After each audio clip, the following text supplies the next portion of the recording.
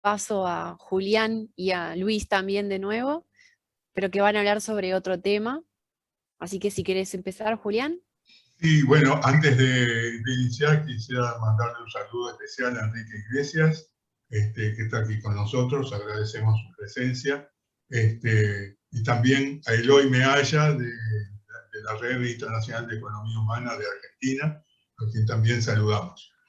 Bueno, un poco el diálogo que vamos a establecer ahora con Luis tiene como referencia otro tópico importante que es el de la epistemología, el de cómo piensa cada uno, ¿verdad? Es decir, cuál es la visión que tienen del pensamiento y de la forma como se razona, y de cómo se llega a entender las realidades. Entonces allí, evidentemente, hay una sintonía que no es forzada entre Lebret y Morin, que parte un poco de esa visión que Lebret plantea acerca del desarrollo integral de la persona humana. Cuando Lebret dice desarrollo integral, ya está haciendo una perspectiva compleja de la línea que también lo planteamos, ¿verdad? Es decir, en cuanto a que tenemos como una perspectiva de un tejido de interrelaciones muy importante que forma una nueva forma de ver el desarrollo. En términos generales, yo diría que hay como tres grandes orientaciones que abarcan la perspectiva de Lebret y que también están en la perspectiva de Morin, de Luis. Uno es el de la transdisciplinariedad, ¿verdad? Lebret dice en un aspecto, en un apartado dice, formamos especialistas demasiado cerrados, teóricos demasiado abstractos, empíricos demasiado limitados, cuando necesitamos para las decisiones económicas y políticas hombres de síntesis y visión amplia con sentido de lo concreto, ¿verdad? Entonces, aquí hay un planteo muy central acerca de la confluencia de todas las ciencias sociales, porque en definitiva el planteo de Lebret es hacia el bien común, ¿verdad? Es decir, la orientación de la perspectiva de su compromiso es al logro del bien común de todas las personas. Y eso se logra en la sintonía de todas las ciencias sociales. Es decir, no alcanza con hablar de aspectos económicos o de aspectos sociales o de aspectos psicológicos por separado, sino que hay que integrarlos en una visión conjunta. Entonces, podemos hablar de una economía humana, como hablamos de una sociología humana, etc. Y esto me parece que también en la perspectiva de Morin también está presente, ¿no, Luis? Efectivamente, Julián, estaba tomando nota de lo que decías porque me parece sumamente relevante. Fíjate que hay aquí, en este punto preciso de la conversación, del diálogo entre la perspectiva lebretiana y la perspectiva moriniana, podemos advertir el rigor y la, digamos, indisciplina. Me gustaría tomar esta palabra. Tú hablabas de la transdisciplinariedad lebretiana, que por supuesto es también una perspectiva moriniana, la de la transdisciplinariedad, porque el desafío al que nos convocan los asuntos de nuestra época, ya sea el bien común, como hablaba Lebret, los asuntos complejos, como los habla Morin, o la Agenda 2030, como la define las Naciones Unidas, lo que nos une a esto es justamente la necesidad de conjugar los conocimientos, de no parcializar las miradas, de unir los conocimientos para poder dar cuenta metodológicamente, con rigor y con perspectiva integral de una realidad para poder transformarla. Entonces, allí ya Lebret, cuando habla de economía humana, trasciende el mero cuantitativismo para darle una perspectiva cualitativa a los aspectos económicos, de la misma manera que Edgar Morin hace un tránsito y ahí sí recupero la palabra navegación que hablaba Andrés, hace un tránsito entre todos los dominios científicos, ciencias humanas, ciencias sociales, ciencias biológicas, ciencias físicas. No olvidemos que fue al Salt Lake Institute a estudiar junto con los premios Nobel de Física y de Biología para entender la condición humana en todos sus aspectos. Entonces allí me parece que vamos bien, Julián, cuando hablamos de esta integración de los conocimientos para abordar las problemáticas que nos desafían hoy y que nos desafiaron en ese momento, ¿no? Claro, y como vos planteabas el concepto de rigor científico, ¿no? Yo quiero remarcar esto porque Le era muy riguroso con su propuesta metodológica, ¿verdad? Es decir, hablaba de que la complejidad de llegar a entender lo social es tal que se corre el riesgo de no analizar más que una pequeña parte, ¿verdad? Estaba preocupado por la integralidad del fenómeno humano, y estudiarlo desde esa perspectiva de la integralidad que implica un rigor científico muy fuerte, ¿no? Entonces, en ese sentido, él planteaba la elaboración de talleres, de realización de cursos, que después Carlos va a hablar sobre esto también, pero un poco siempre preocupado por esta posibilidad de lograr una ciencia social unida a la realidad cotidiana, ¿verdad? Que de esto también se trata la cosa, ¿verdad? Un apego a la realidad, ¿no? Es decir, es otro de los conceptos que a mí me gustaría remarcar en este momento, ¿verdad?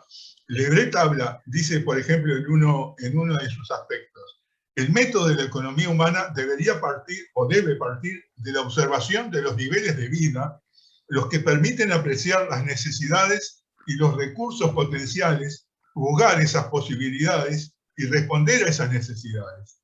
Una ciudad, entonces, allí está planteado también cómo toda una concepción que después que Clay retoma con mucha intensidad, que es el tema del desarrollo territorial, ¿no? Aquí hay gente vinculada a eso en la universidad, está Johanna Grotius, encargada de la parte de desarrollo local, ¿verdad? Porque en el Clay nosotros tenemos muy claro que esa herencia de Le Bret, ¿verdad? De la presencia de las personas en el territorio, del investigador en el territorio, de la realización de una metodología de investigación-acción en la cual en la investigación participen los propios actores, que se ve en toda la obra de Morin, y también en la obra de Le Bret, sobre todo cuando él trabaja con los pescadores, los hace partícipes, los hace formadores también de su propia tradición, ¿no? Es decir, yo creo que allí este tema también está muy presente en Morin, ¿no? Sí, sin duda, sin duda. Fíjate que una de las revoluciones, si se quiere, metodológicas que la trayectoria de Morin instala a nivel de sociología o de ciencias sociales, es una experiencia que él realiza justamente en territorio. Julián, amigas, amigos, en el año 64, en el marco del CNRS, el Centro Nacional de Investigación Científica de Francia, donde él trabajaba con mucha libertad, vale la pena, esto sería para discutir en el próximo bloque con Carlos acerca de los corsets universitarios y de las libertades epistemológicas que debemos fomentar, no los corsets, sino las libertades. Edgar Morin se instala en una pequeña comuna francesa, en Bretaña, Plosevet. ¿Y para qué se instala allí? Se instala para investigar el impacto, para explorar el impacto de la modernización en esa pequeña comuna, el papel de los jóvenes, el papel de la mujer, en el impacto entre la tradición local y la innovación de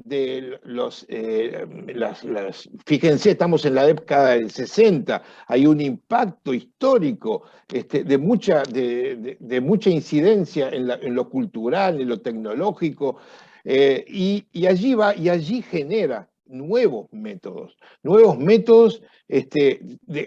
sin apegarse al rigor, pero sí con rigurosidad, explorando y generando una nueva sociología que él denomina sociología del presente. Estar allí con los actores, acompañando a los actores, viviendo lo que viven los actores, sin confundirse con los actores, pero sí siendo empático, teniendo la distancia óptima, generando hipótesis que se van validando en el proceso del trabajo o se van desechando en el proceso de trabajo. No como un programa, sino como una estrategia. Y esa es una novedad que también Le Bret toma, que realiza, desarrolla, que nos importa destacar cuando hablamos de sociología implicada o de investigación implicada, y de distancia óptima del investigador y la autoobservación del investigador. No quiero dejar por acá porque si no se nos va. Nos queda un minuto. Claro, por eso se los regalo a Julio. Muy bien, Luis, cuando Andrés planteaba la trayectoria de Le Bret, evidentemente en esa trayectoria hay una serie de investigaciones, no una sola, que es realizada a partir de la década de 40, primero con los pescadores en Francia, después en América Latina, en San Pablo, en Colombia, ¿verdad? En varios países de América Latina. Realiza investigaciones de campo en las cuales aplica, digamos, va desde la teoría a la práctica y de la práctica a la teoría, que esto también es muy importante, ¿verdad? Cómo él va aterrizando y va aterrizando en los territorios y va logrando metodologías novedosas, incluso construcción de encuestas y de proyectos de investigación más cualitativos, porque otra de las ideas que Le Bret plantea es que no hay una metodología única, como se está hablando ahora, ¿verdad? Que nosotros vivimos mucho la época del positivismo ultranza, en el cual todo era cuantitativo, todo era medible, ¿verdad? Y lo que no era medible no era válido. En esa época, a pesar de todo ese proyecto, Le Bret planteaba de otra forma. Planteaba que había necesidad no solo de tomar medidas cuantitativas, que él las proponía también, porque él realizó encuestas, exacto, y realizó una cantidad de instrumentos importantísimos para la época, en la época que no existía la computación, ¿no?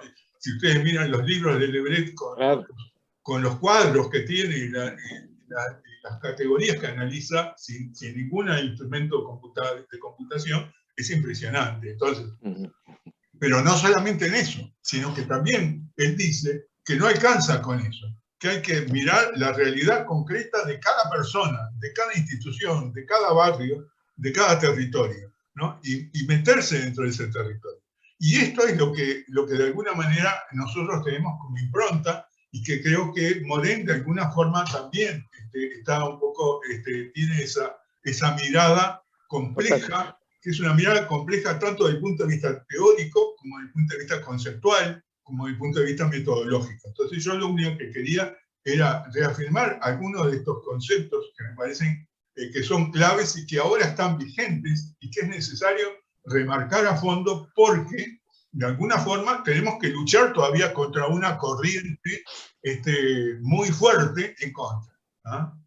Así que, si me permitís, y Valeria me regala 30 segundos, yo creo que una cuestión que Morin subraya mucho en esta perspectiva que venimos hablando, es la del observador que se observa a sí mismo. Ese bucle recursivo de la autoobservación, al mismo tiempo que estoy trabajando, tengo que estar pensando con qué herramientas, con qué perspectiva, con qué cristales estoy leyendo la realidad. Es tomaba un poco también aquella propuesta de su amigo de ruta, el griego Cornelius Castoriadis, cuando hablaba de elucidar.